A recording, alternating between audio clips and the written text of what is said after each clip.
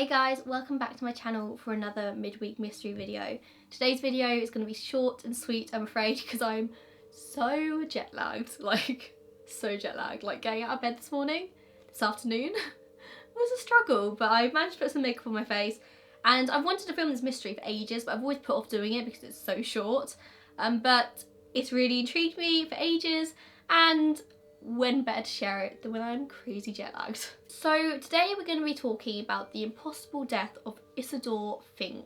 Isidor was a Polish immigrant who moved to New York City in the 1920s, and on the 9th of March 1929 he was found dead. But the conditions around his death were kind of impossible. To this day, nobody has ever been able to work out how he died, or they know how he died but they don't know how it happened. So Isidor owned his own laundry business, and it was a fairly successful business. He was doing alright for himself, and as many business owners back in the 1920s did, he lived on the premises. He lived and worked in the same buildings, and as his entire livelihood depended on this one, I couldn't work out if it was building or apartment or just one room, but as his entire livelihood depended on this one place, Isidor became very, very paranoid about robberies, which I guess is kind of understandable, because if somebody broke into his premises, then they would take everything from him. He would lose both his business and his personal life. So he was just very scared of being robbed. And I just want to say as well, bearing in mind the area that he lived in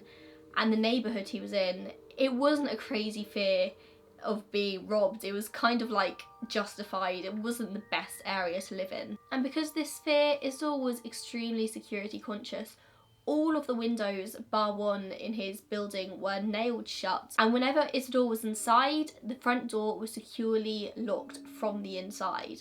Now, because this was so long ago, sources are quite scarce, so I don't know if it was a deadbolt on the inside or if it was just a regular lock and key. So I don't know if somebody could have had a key from the outside that they could have entered when it had been locked from the inside, but I'm going to assume that it wasn't just a regular door that could be unlocked from the outside and the inside. I'm assuming it was a deadbolt kind of situation. So on the evening of March 9th, 1929, Isidor returned home, and from what police could discover that day, nothing out of the ordinary happened. It was just a regular day for him, and he returned home in the evening to get on with some work. At approximately 10:30 p.m. that night, a neighbour, Mrs. Lachlan Smith, heard something go on in Isidor's premises and ran to find the police. Now, based on the different sources I've read about this case, they've given a different account of what Mrs. Smith heard that night. Some people say that she just heard a scuffle, so she just heard something that worried her and ran to find the police.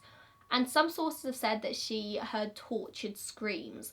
Now, I'm more inclined to believe that she heard the tortured screams, because I don't think she would rush off and find the police if she just heard a scuffle, people moving around, something unusual like that. I think if she heard screams, then she's more likely to go off and find the police. So the police arrived, and of course, as the door was locked from the inside, they were unable to get in. They tried knocking and couldn't get Isidor's attention. So what they did was something that police probably, I hope, would not ever do nowadays, but this is back in the 20s, times were different. They asked a boy, a child, to climb in the window above the door. You know, some doors have a little slat window above. They're called transom windows. And Isidor actually left this window unlocked. Now, I find it very, very strange in itself that he's nailed shut all of the other windows. His door's always locked from the inside, but he leaves this window unlocked. But I suppose it was too small a window for a regular sized human to squeeze through. However, a child could get through there. So that's what the police did. The police found a nearby child, a boy, and when the boy landed in the room, he found Isidor Fink lying dead. So the boy unlocked the door and let the police in, and there was Isidor lying on the floor, 2 shots in his chest and 1 shot in his hand. Now, the shot in his hand kind of looked like a defensive wound, like he sort of lunged towards somebody to stop them shooting him, and they caught him in the hand, and it actually had powder marks on it. And these powder marks suggest that he was shot at close range. I don't know how big this room was, but from what I can gather, the police think that he was shot from inside the room, and he kind of had to be shot from inside the room, because there's no way he could have been shot from outside, because there was no marks or anything in the door. And from what I can gather, if he was shot through the transom window, the angles of the shots would have been different. Forensics back in the 20s weren't what they are now, but the police think he was shot from inside the room at a close distance. Now, the police obviously immediately assumed it was suicide. He was found dead inside a locked room, nobody else was in there with him. But there was no gun. Unless the boy had entered the room, picked up the gun and then hidden it, there wasn't a gun in that room, and it's highly unlikely that the boy would have picked up a gun and felt the need to hide it. Why would he have done that? And also the boy would have had to have left with the gun on him, and I'm sure it would have been found at some point. It just didn't make sense for that to have happened. So he was dead inside a locked room with no gun to be found. From what the police could see, there was nothing missing.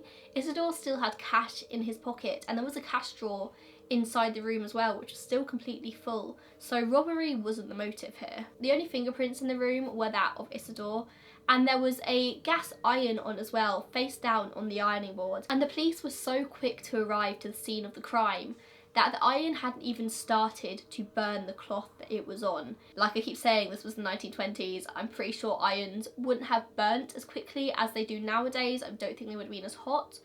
But still, I don't think it would have taken that long for the cloth to have been burnt when the iron's left face down on it. So the police arrived very quickly, meaning that whoever killed Isidor had to also have left incredibly quickly.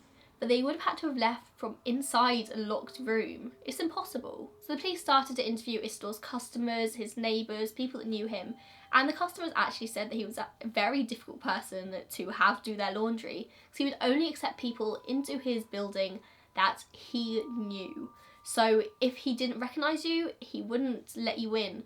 So I'm assuming it was very difficult for him to drum up any kind of business here. They said he had no enemies, but just a really horrible phobia of robbery. The only explanation the police could come up with, and bear with me here because from what I can gather this was their actually only explanation at all, was that a very slim gymnast had entered through the transom window above the door, had shot Isidor 3 times, and then left through that same route, through the window, forgoing the door which they could have just unlocked. And that is the police's only theory at this time.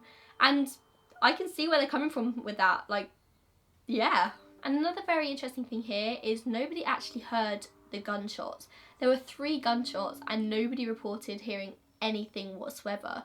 The neighbour that reported it to the police only heard Isidor's screams. But you would assume that gunshots would follow very, very closely either before or after the screams. And this just wasn't reported.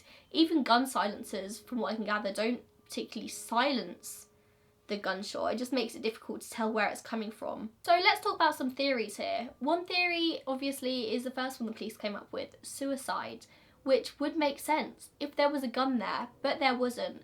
Isidor would have shot himself in the chest twice and then maybe hidden the gun somewhere, but I'm sure even if the police didn't find the gun immediately, the gun would have been found at some point. Also, why would Isidor feel the need to hide the gun after committing suicide? He's gonna be dead. Why would he care if the police found him with a gun? And also, let's not forget the defensive wound on his hand. Why would he have been defending against himself? Let's say the boy did move the gun for whatever reason. That doesn't explain the hand wounds. And the second theory is obviously that of murder.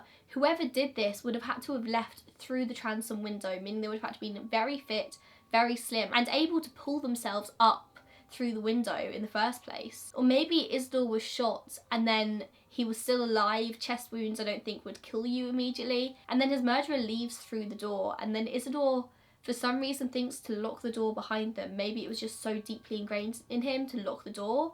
Or maybe he just wanted to die in peace. It could be a possibility.